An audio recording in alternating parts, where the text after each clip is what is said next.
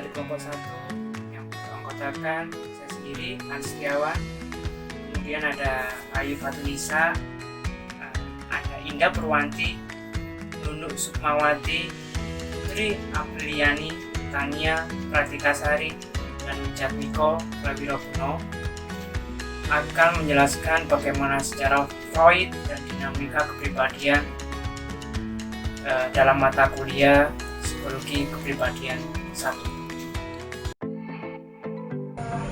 Di sini saya akan menceritakan tentang biografi Sigmund Freud. Nah, Sigmund Freud ini dia dikenal sebagai psikoanalisis dan dia lahir di Moravia pada tanggal 6 Mei tahun 1856. Dia berasal dari keluarga Yahudi. Nah, pada tahun 1873 sampai 1881, Freud ini masuk Fakultas Kedokteran Universitas Wina pada spesialisasi dokter ahli syaraf dan penyakit jiwa atau psikiatri. Nah, kemudian pada tahun 1894, Freud belajar terapi histeri pada Jean Charcot di Paris. Kemudian tahun 1895, Freud ini kembali ke Wina. Dia bekerja sama dengan Dr. Joseph Breuer dengan metode asosiasi bebas. Pada tahun 1895, Freud bersama Breuer menulis tentang kasus-kasus histeri. Dan pada tahun 1902, Freud ini membentuk kelompok psikologi di Wina. Kemudian, pada tahun 1908, Freud diundang oleh George Stanley Hall ke USA dan memberi ceramah-ceramah pada pertemuan-pertemuan Dies Natalis Universitas Clark. Dan Freud ini menjadi terkenal di seluruh dunia. Kemudian, pada tahun 1909, Freud digabungi oleh Alfred Adler dan Carl Gustav Jung. Pada tahun 1923, Freud ini mengalami penyakit kanker rahang. Kemudian tahun 1928, Nazi berkuasa di Austria. Freud ini menyingkir ke Inggris dan meninggal dunia di London tahun 1939. Nah, kemudian ada dasar teori psikoanalisis Sigmund Freud. Nah, peran penting dari ketidaksadaran beserta insting-insting seks dan agresi yang ada di dalamnya dalam pengaturan tingkah laku menjadi karya atau temuan monumental Freud. Sistematik yang dipakai Freud ini dalam mendeskripsi kepribadian menjadi 3 pokok. Yang pertama, struktur kepribadian. 2, dinamika kepribadian. Dan yang terakhir, perkembangan kepribadian. Yang pertama, ada struktur kepribadian. Menurut Freud, kehidupan jiwa memiliki 3 tingkat kesadaran, yaitu sadar, prasadar, dan tak sadar. Pada tahun 1923, Freud mengenalkan 3 model struktural yang lain, yakni id, ego, dan superego. Struktur baru tidak mengganti struktur lama, tapi melengkapi atau menggunakan gambaran mental, terutama dalam fungsi dan tujuannya.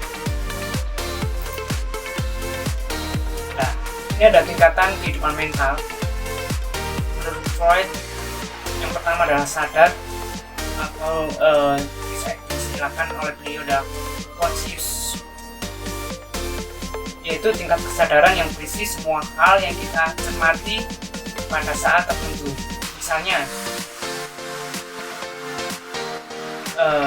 hanya sebagian kecil saja dari kehidupan mental atau pikiran, persepsi, perasaan, dan ingatan yang masuk kesadaran. Kemudian poin kedua adalah prasadar, pre-conscious.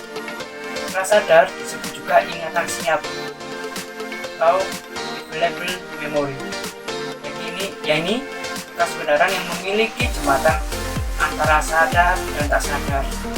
Pengalaman yang ditinggal oleh perhatian semula disadari tetapi kemudian tidak lagi dicermati, akan ditekan pindah ke daerah prasadar.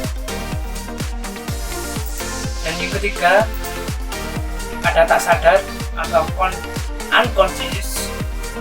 Nah, maksudnya apa? Tak sadar itu adalah bagian yang paling dalam dari struktur kesadaran, dan menurut Freud merupakan bagian terpenting dari jiwa manusia. Secara khusus, Freud membuktikan bahwa ketidaksadaran bukanlah abstraksi hipotetik, tetapi itu adalah kenyataan empirik. ketidaksadaran itu berisi insting, impuls, dan drive yang dibawa dari lahir, dan pengalaman-pengalaman traumatik biasanya pada masa anak yang ditekan oleh kesadaran dipindah ke daerah tak sadar. Lalu selanjutnya ada wilayah pikiran. Wilayah pikiran dibagi menjadi 3, yaitu yang pertama id. Id adalah sistem kepribadian yang asli dibawa sejak lahir saat dilahirkan. Id berisi semua aspek psikologi yang diturunkan seperti insting, impuls, dan drive. Id berada dan beroperasi dalam daerah tak sadar, mewakili subjektivitas yang tidak pernah disadari sepanjang usia. Id beroperasi berdasarkan prinsip kenikmatan atau pleasure principle, yaitu berusaha memperoleh kenikmatan dan menghindari rasa sakit. Lalu pleasure principle itu diproses dengan 2 cara. Yang pertama, tindak refleks atau reaksi otomatis yang dibawa sejak lahir, seperti mengejapkan mata, dipakai untuk menangani pemuasan rangsang sederhana dan biasanya segera dapat dilakukan. Lalu yang kedua, proses primer, yaitu reaksi membayangkan atau menghayal sesuatu yang dapat mengurangi atau menghilangkan ketegangan. Dipakai untuk menangani stimulus kompleks seperti bayi yang lapar membayangkan makanan atau puting ibunya. Lalu yang kedua ada ego. Ego adalah eksekutif atau pelaksana dari kepribadian yang memiliki 2 tugas utama, yaitu memilih stimulus mana yang hendak direspon atau insting mana yang akan dipuaskan sesuai dengan prioritas kebutuhan. Lalu yang kedua, menentukan kapan dan bagaimana kebutuhan itu dipuaskan sesuai dengan tersedianya peluang yang resikonya minimal. Lalu yang ketiga ada superego.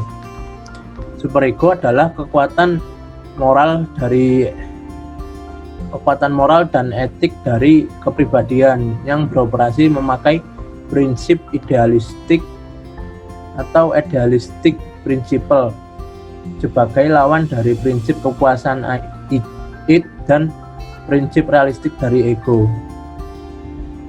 Ada 3 fungsi superego. Yang pertama, mendorong ego menggantikan tujuan-tujuan realistik dengan tujuan moralistik. Yang kedua, merintangi impuls id, terutama impuls seksual dan agresif yang bertentangan dengan standar nilai masyarakat. Yang ketiga, mengejar kesempurnaan. Freud berpendapat manusia sebagai sistem yang kompleks memakai energi untuk berbagai tujuan, seperti bernafas, bergerak, mengamati, dan sebagainya. Kegiatan psikologis juga membutuhkan energi, yaitu energi psikis, yaitu energi yang diubah dari energi fisik melalui ID beserta insting-instingnya. Freud menjelaskan tentang adanya tenaga pendorong, kateksis, dan tenaga penekan, antikateksis. Kateksis, pemakaian energi yang dilakukan oleh ID untuk suatu objek tertentu untuk memuaskan sesuatu naluri. Namun, antikateksis ini penggunaan energi psikis yang menekan atau mencegah agar ID tidak memunculkan naluri-naluri yang tidak bijaksana.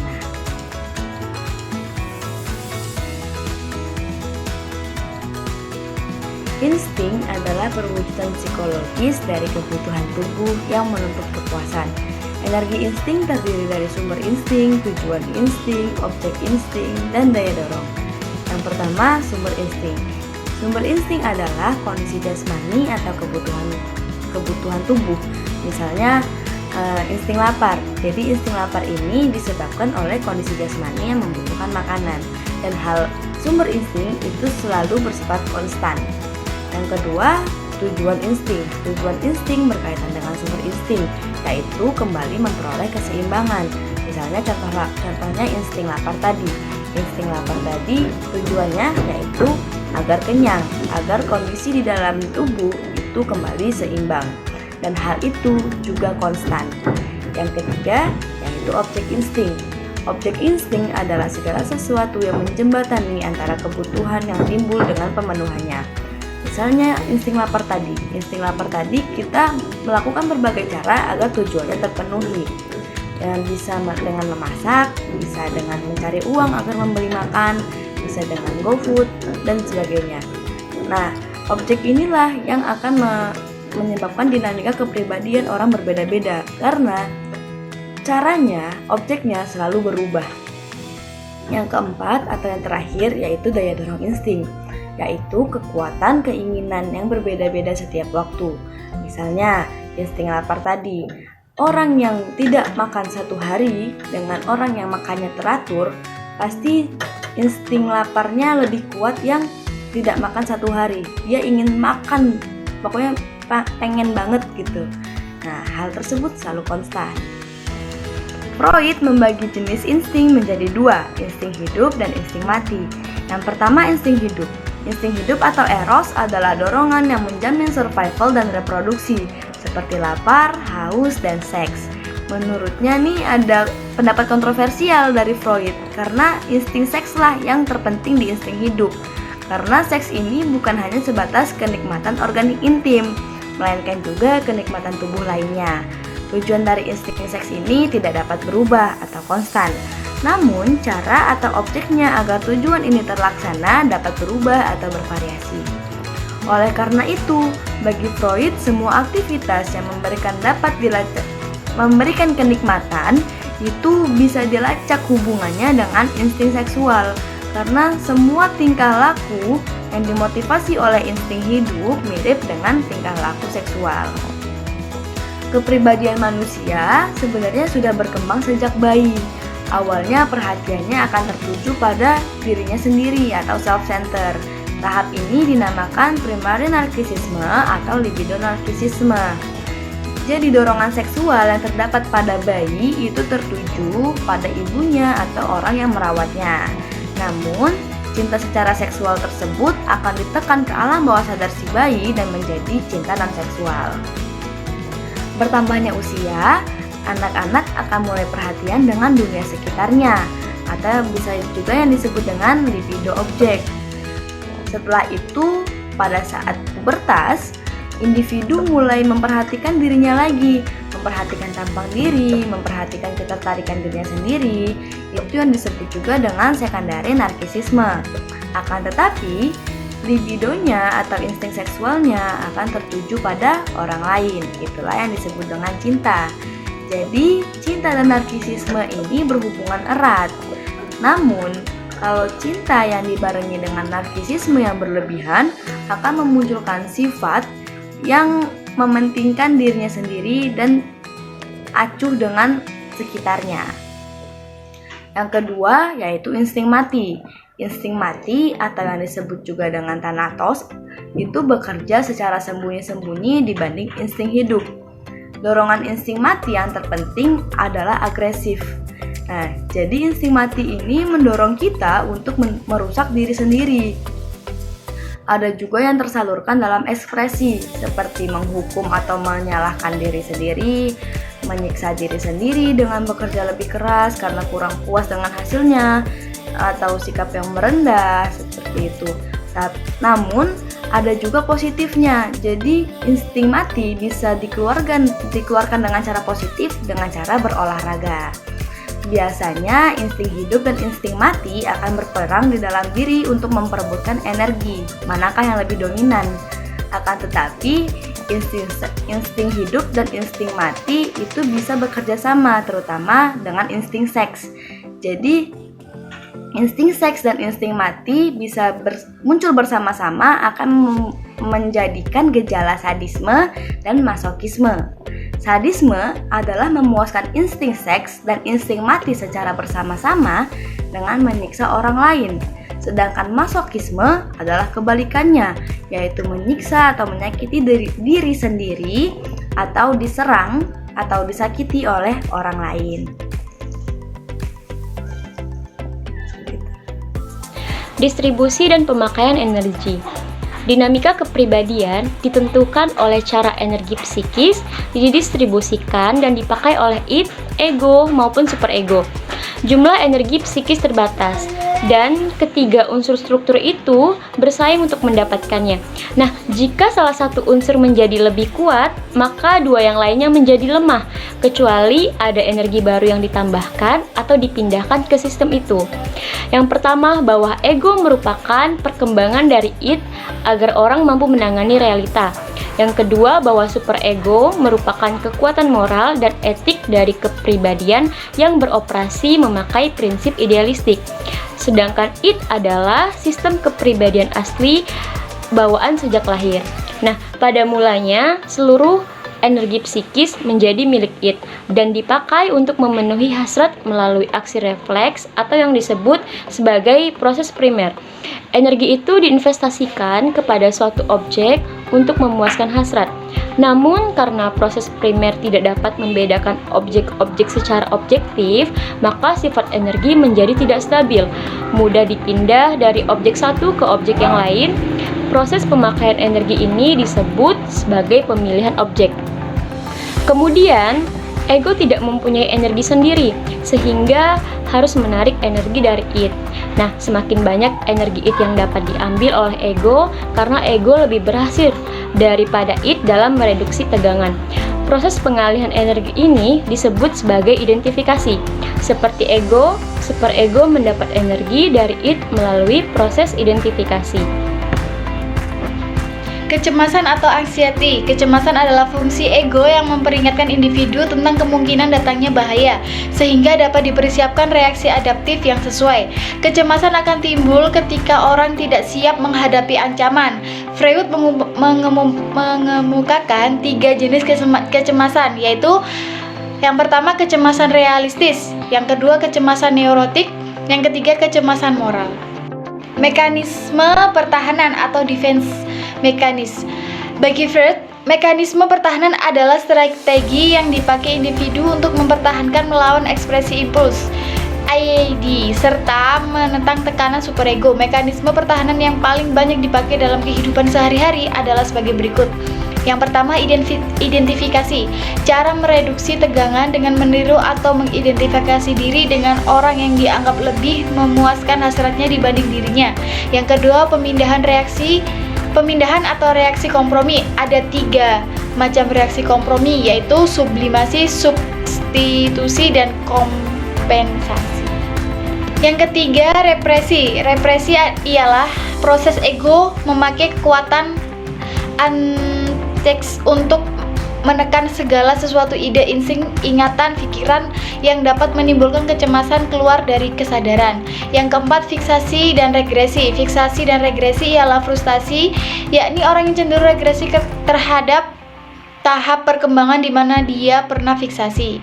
Yang kelima, pembentukan reaksi. Tindakan defensi dengan cara mengganti impuls atau perasaan lawan atau kebalikan dalam kesadaran.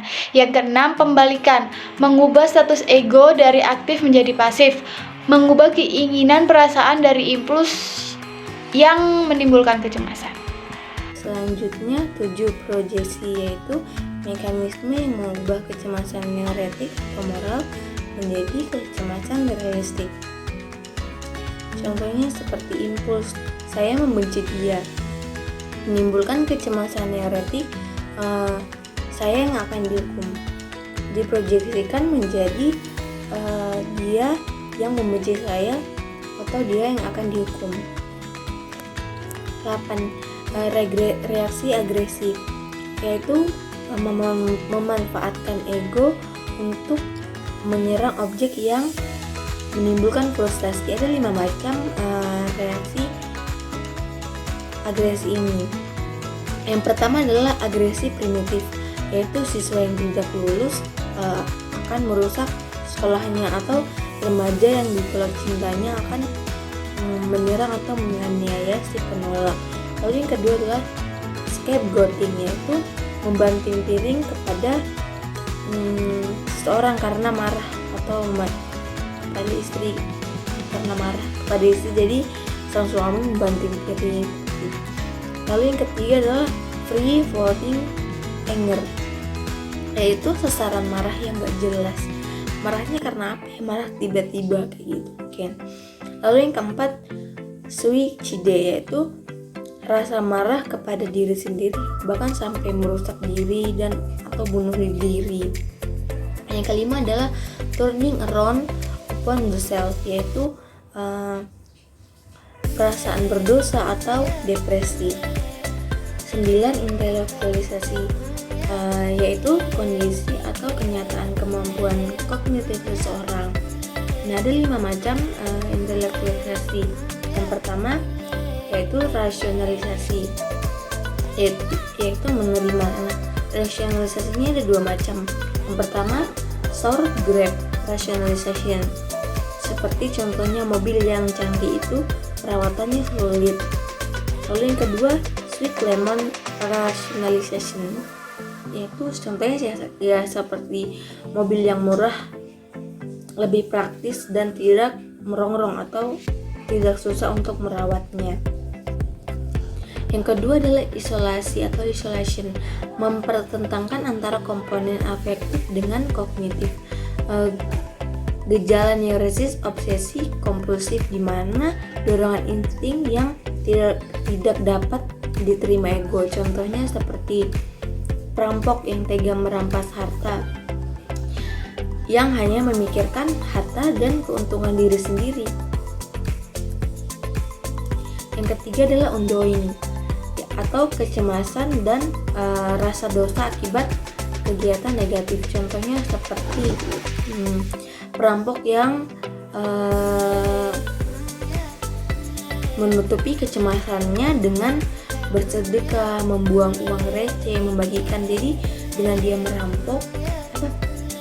merampok tapi dia ada rasa berdosa, rasa bersalahnya. Dengan rasa berdosa dan bersalahnya itu dia tutupi dengan bersedekah, membagi-bagikan uang, ya kelihatan so baik gitu loh. Padahal sebenarnya dia perampok. Dengan dia berbuat baik seperti itu, dia menutupi rasa bersalahnya. Yang keempat denial, yaitu menolak kenyataan. Contohnya seorang ibu yang masih menata tempat tidur anaknya, yang masih merapikan baju anaknya, yang masih menyimpan barang-barang anaknya, padahal anak itu sudah meninggal. Jadi dia menolak kenyataan gitu. Yang kelima adalah penolakan, yaitu melarikan diri atau menghindar atau menolak stimulus eksternal secara fisik agar emosi yang tidak menyenangkan tidak timbul. Contohnya seperti anak yang takut hantu ketika tidur, dia akan berpindah tidur bersama ibunya di kamar ibunya bersama orang tuanya. Seperti itu. Lalu anak yang takut terpisah dari ibunya, memeluk erat sewaktu akan terpisah atau akan ditinggalkan oleh ibunya.